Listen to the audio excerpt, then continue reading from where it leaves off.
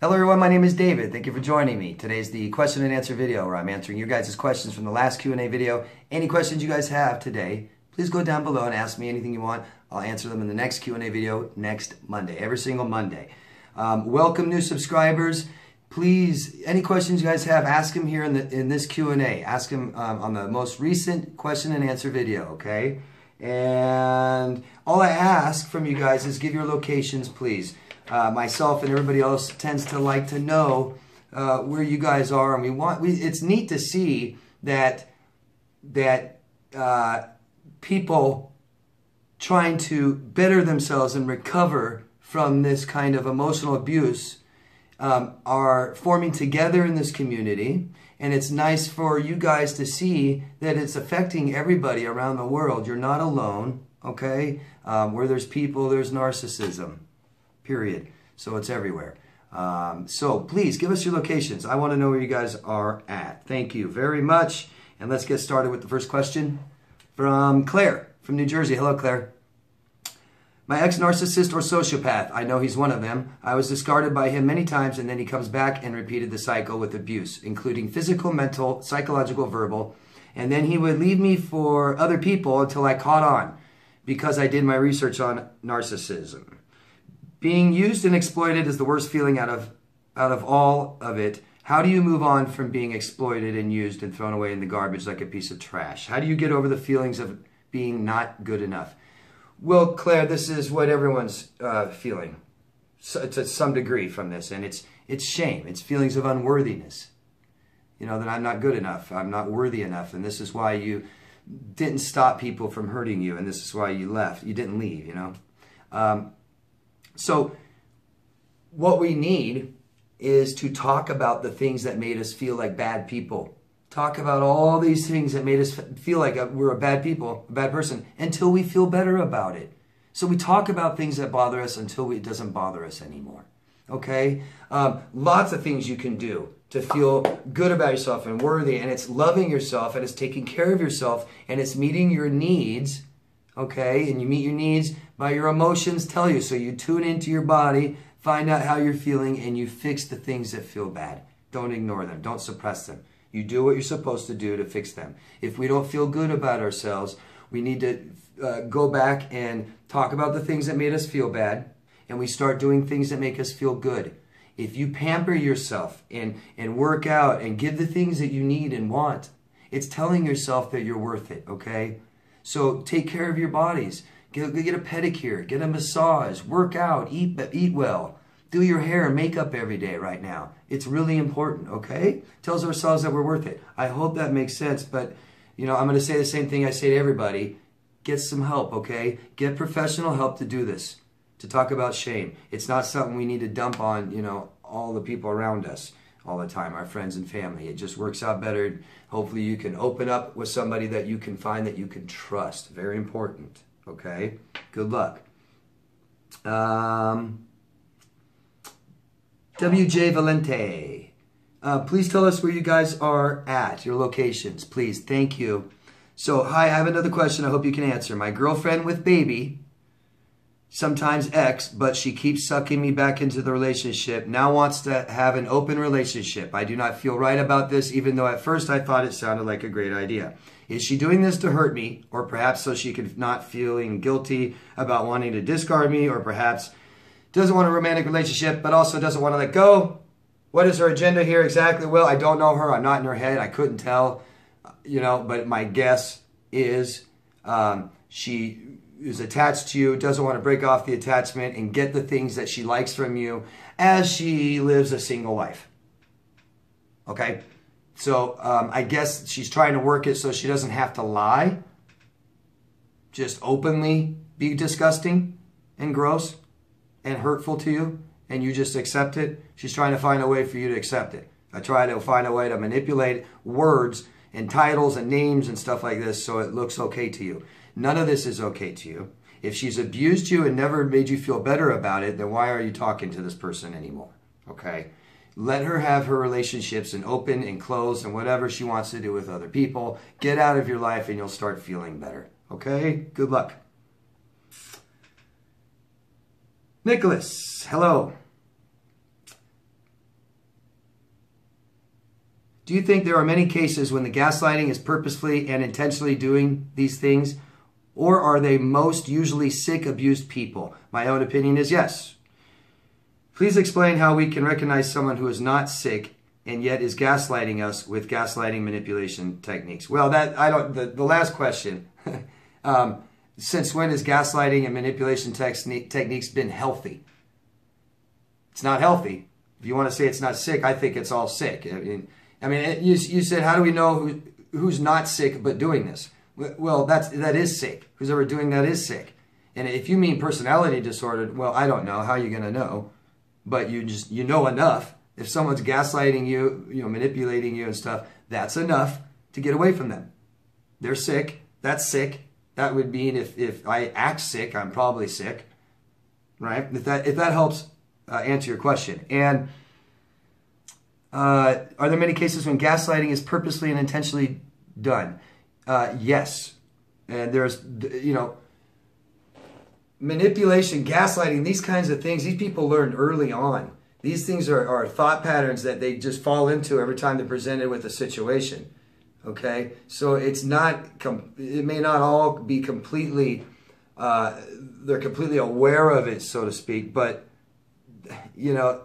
lots of it is. There's tons of manipulators purposely gaslighting you to take something from you, to make you feel crazy or sick or guilty or angry or want to commit suicide, whatever they're trying to do to get you to do what they want.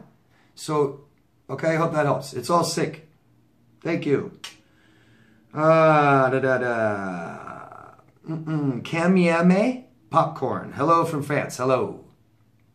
I was wondering why the medias don't organize a whole week about narcissism and all its spectrum. I mean, that there are tons of newspapers, TV programs talking about the real face of their neighbors, so-called friends, family members, co-workers, because I really do believe that billions of people tend to underestimate the stuff they heard or have experimented themselves. Well, a lot of these people don't know what it is. They can't identify it like that, and a lot of people aren't as affected as we are. Try to realize that that there's a reason we're involved with these people so much, okay? A lot of these narcissists and stuff like this don't affect other people quite as much, okay? They're not a big problem in their life all the time. They aren't dating them. But, as far as the media, I don't know. As far as awareness is spread out, I mean, that's what I'm trying to do. That's what a lot of people are trying to do, and you guys are helping. But, there's a Narcissist Awareness Day, June 1st. That's a start. Support that day. Spread it. Show people so people know what it is, But always start your own movement. Start your own, okay? Do something about it. Thanks. Alexandra. I'm wondering what happens when narcs get older and become disabled with limited supply option, how they view their disability. I read in some places that they actually enjoy being disabled because they can get more attention, but I can't imagine they get grade A supply when they are so bad off. Do they get more delusional and more angry with age and as health deteriorates? Well, this is on a person-by-person basis. I mean, I know we always talk about they and them and these people, and they're not, and a lot of what they do is textbook, but not everything, Narcissists, people who are narcissists turn out all kinds of different ways. Some narcissists kind of mellow out in their violent rages and stuff like that. So if that kind of behavior stops, then they're kind of a little better, I guess, right? There's also narcissists that get worse and worse, get more crazy, get angrier, get more abusive, more violent. But also realize that hormones go down. That's why older people aren't so active and physical and angry. Testosterone goes down in our bodies and stuff, and our other hormones go down, and we tend to mellow out. But some people who never figured out life and lived a very harsh, hard, miserable, lonely life can get worse. Okay? These kind of disorders can cause isolation eventually, because the biggest part and problem with these disorders is that they lose relationships with people. That's the biggest problem, and it's horrible. That it's a horrible thing to have to deal with. for anybody. So when they just keep losing relationship, eventually they might find themselves alone. There's only so much that family will take sometimes, and the children leave, and the siblings don't talk to them anymore, and then their parents are dead, and you know, it's a fear that a lot of people get as they get older, that people around them will disappear, and it happens. If you live to be very old age, you tend to lose a lot of your peers and the people older than you. So if you're rude, if you're abusive to your family may not stick around as you get older. You may be pretty isolated and alone, and that is very damaging to people after some time. So they can get, you know, better in the sense they may not be as physically abusive and anger management, stuff like this. I don't know, but they can also get worse. It's a person-to-person thing. As far as the disability, I would imagine some appreciate being disabled. They may not realize that, but they're already victims, guys. Narcissists already play the victim. So to be disabled, that's just another oh, woe's me, take care of me, help me, look at me, I need this. It's how they get the things they want, by playing victim. But I would imagine some narcissists would absolutely hate being disabled. Right? Just like normal people. Thanks. Pineapple. From London. Hello. Do you think there are any connections between NPD and autism? And you go into some personal things about your mother and stuff. And, you know, this is such a broad topic. A lot of people ask, okay, and do I think there's any connections? Well, they're two totally different things, guys. And, you know, some people ask these questions because they say that they may appear the same. They have some social, you know, maybe some communication problems, and social issues, stuff like this. But they're just two totally different things.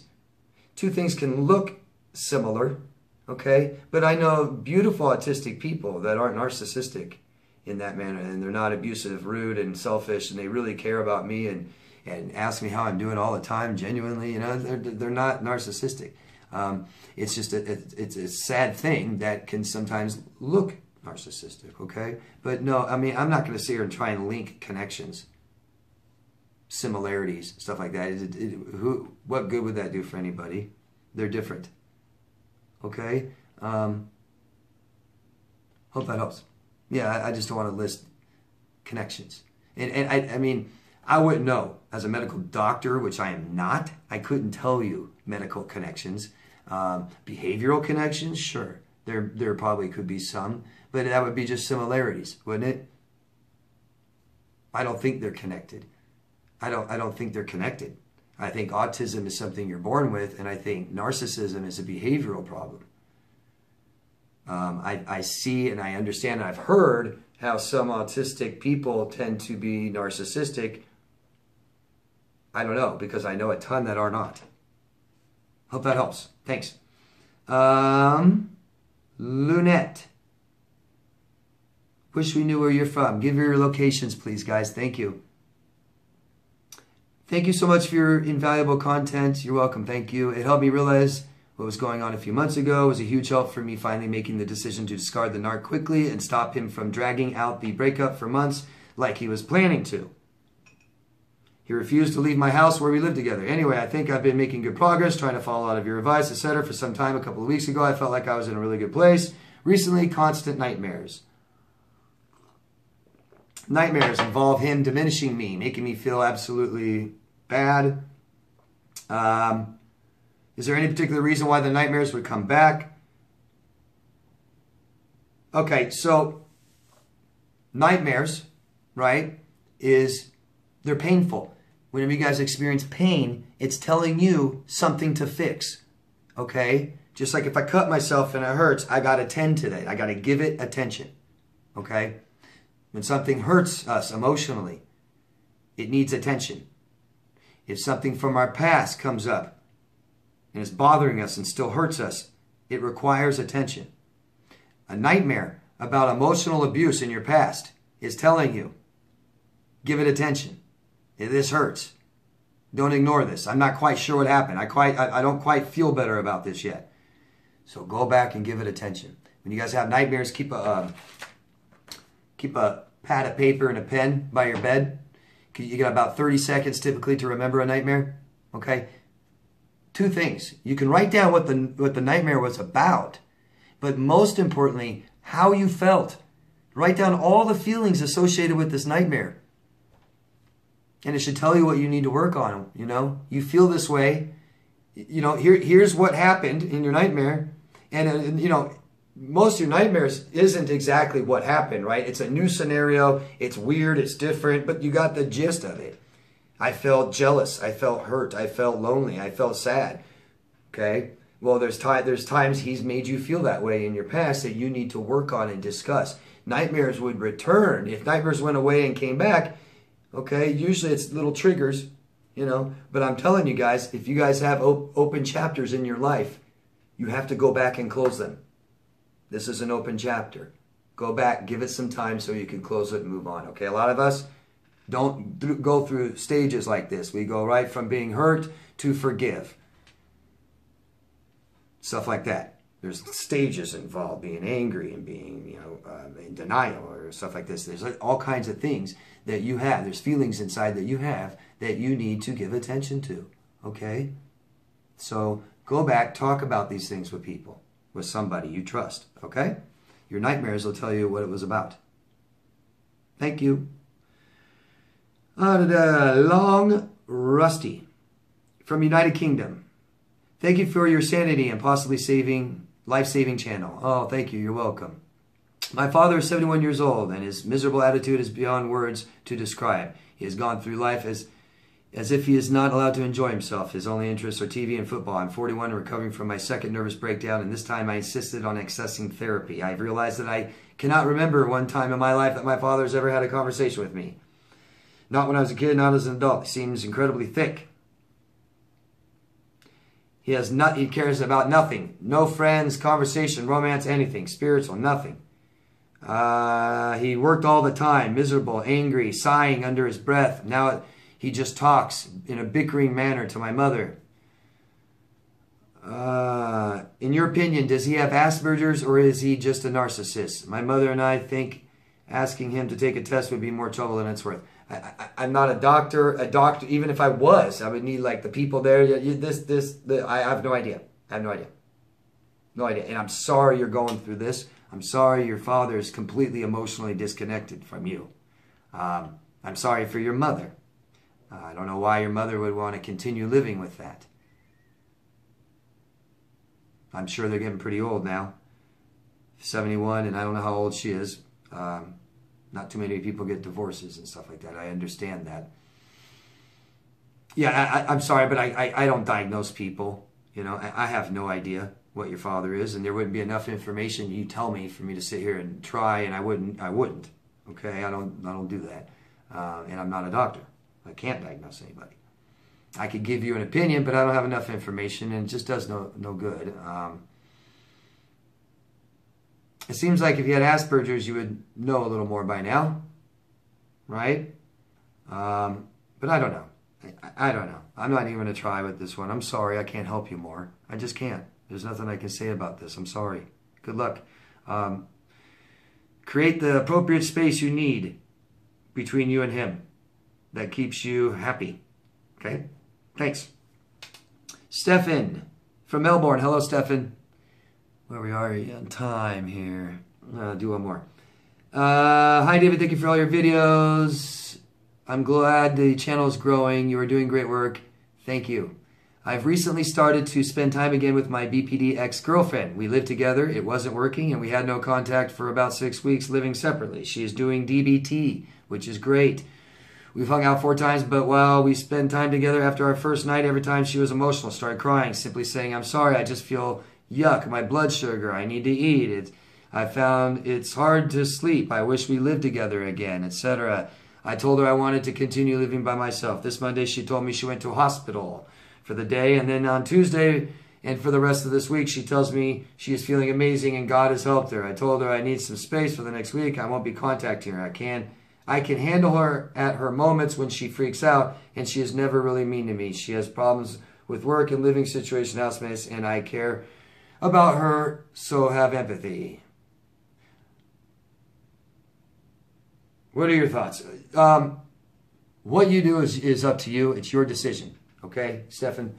But if she's abused you and hasn't made you feel better about it, there's a problem. And I wouldn't wait till she gets out of therapy for that apology. Okay? Because DBT is extensively long. Extensively long.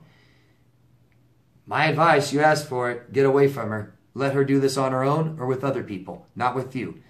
If you're intimate with somebody who's abused you, that relationship is over. It's over. It's over. Okay? She has a lot of work to do if she's borderline. A lot. And she shouldn't be doing it with her boyfriend or her ex-boyfriend. Okay? You have empathy for her. Show a little love for yourself. Go live your life. Let her live hers. Okay? Wish her luck. Wish her luck. And go on. Turn around and face the place you want to be and go there. Okay? Not here. Your life will not get better as long as you keep contacting her. I promise you, Stefan. I promise you. Leave her. I got more time. Laura from Florida. Hello, Laura. I never knew what a narcissist was. I had never heard of it my whole life. This is so overwhelming to me to see the hell I've been living through for years with a narcissist. Be brought to the light. I even went back after I divorced him. It didn't last 6 months were worse than ever. I left with completely no contact. He got married 3 weeks later. I'm learning more in all your videos, but here's my question. I was never discarded. I left 7 times over 4 years. Do all narcissists discard? No, absolutely not. There's not any group of people that all do, you know what I mean? So, do all narcissists? No. I also have had not been smear campaigned. Yet another shocker. Maybe you have. You don't know. Maybe you haven't yet. I don't know. But yeah, I know these people are textbook, but it doesn't mean that they do every single thing we talk about. Of course not. Okay? A lot of these people, look, I don't care how they treat you guys. They hate failed relationships. They have attachment problems. They don't like to lose people. No one does. I know they act like no big deal. I'm with somebody else. I hate you. You're horrible. They don't like it. Trust me. They don't like it. But yeah, it doesn't matter. You know, look, if you want to know if your ex is a narcissist, go down each and every criteria.